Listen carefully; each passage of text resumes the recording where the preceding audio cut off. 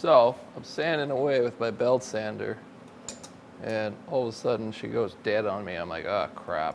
And then I look down and I see that somebody had ran over my cord a couple times or had it sucked up into the sander, and they had taped it, tried to tape it back together, so when the cord got pulled, it just pulled it all apart. The white wire was completely cut. This belt sander cord, I've had this belt sander for so many years, and it's probably about half the length of what it was when I bought it. Pretty much everybody with a belt sander has probably sucked the cord up into that thing and bit their cord a few times.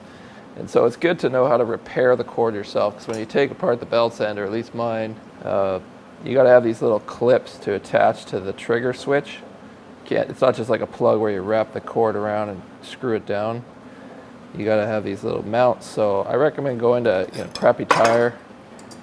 If you live here in Canada, Canadian Tire, they sell these little kits with the pliers and everything for, I don't know, 30 bucks or something like that. And it's handy because they just got a whole plethora of different mounts for all sorts of different applications and splices and little zap ties, and it's really handy because you just put these on here, throw the wire in there, and then you crimp it down.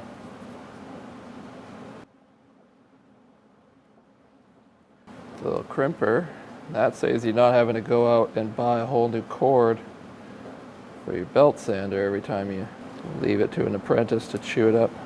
So I crimp those on, and now I can fix my switch. As you can see, when you take apart the handle on the sander, the switch has got these little screw posts, and the heads on the screws are just way too small to try and just crimp the wire itself in there. So you gotta have these little eyelet things. Now I forgot which side goes on which. Does it really matter? I don't know. I'm not an electrician. I feel like I'm doing a scene from an AVE video here.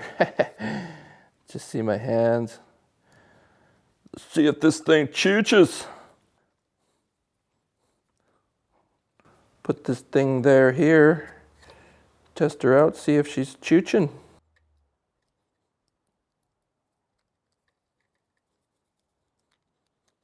Plug it in, plug it in.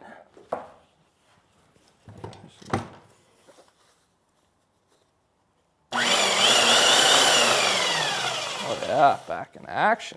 When you're cutting the cord shorter, don't take this off and forget to put it back on. You gotta take apart all your connections there and slide that thing back on. I've done that numerous times.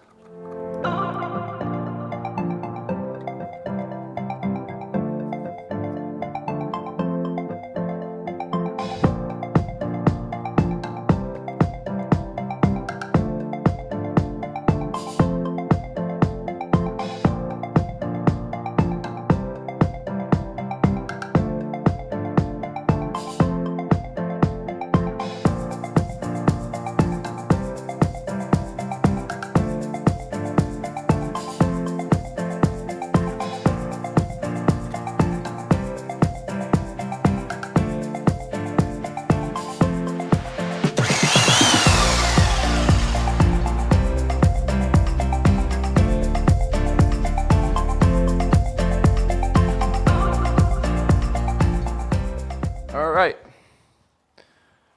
got her all sanded. And the epoxy is pretty dang nice. It's not perfect. There's a few little air holes that sanded out, but hopefully some of this polyurethane will fill those up, because it's kind of got a waxy gelatinous texture to it. And it seems that it kind of hardens up really well after, so pretty stoked on this new finish. Get some of that dust off. Oh man, it's gonna look beautiful. All right, so this is the stuff that we've picked. Emmett's Good Stuff wood finish, and it's kind of got this gelatinous pasty kind of texture, and you just rub it on kind of like a wax. It's actually an oil-modified polyurethane. That actually looks really nice on the epoxy spots. I sanded up all the epoxy to a 600 grit, and when I put the clear coat on, it brings back the transparency after sanding. So I'm pretty happy with that, because I just used clear epoxy. I didn't tint it or anything like that. And I'm not too worried about dust or anything getting into this finish, because you kind of wipe it off after a few minutes of letting it set up. And then I'm going to sand and add probably 2 more coats with a 600 grit sandpaper in between each coat, or really fine, super fine steel wool.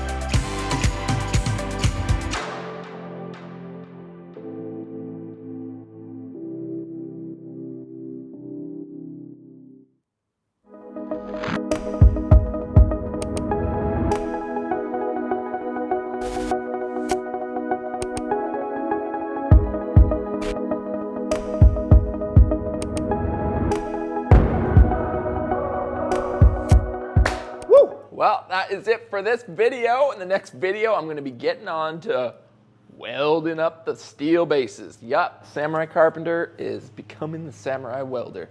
So I got my MIG all set up finally. I've been testing and practicing my weld so that we can build some kind of cool steel tubular bases. So stay tuned for that in the next video. Other exciting news is the t-shirt contest is finally finished, and we've narrowed it down to 4 finalists. But first, let me say thank you so much to everybody who participated and took the time. People were drawing, sending paintings, all sorts of awesome stuff, and there was a lot of really cool designs that we just might make a few tweaks to, so we might get in contact with you guys in the future to finalize some of the other cool designs and make those into t-shirts as well. But for now, let's vote on the 4 finalists, and here they are. Boom. In no particular order, here's design 1, design 2, design 3, design 4. All right, so here is how voting is going to work, guys. Decide which design you like the best, and all you gotta do is click on this little button up here in the corner. You get a little pop-down menu that will ask you which design, 1, 2, 3, or 4. You just click your vote, and the vote goes right in. It's a poll card. They're super cool, super easy to use. That way I don't have to go through all the comments trying to tally up the votes. Just click on this little card right here.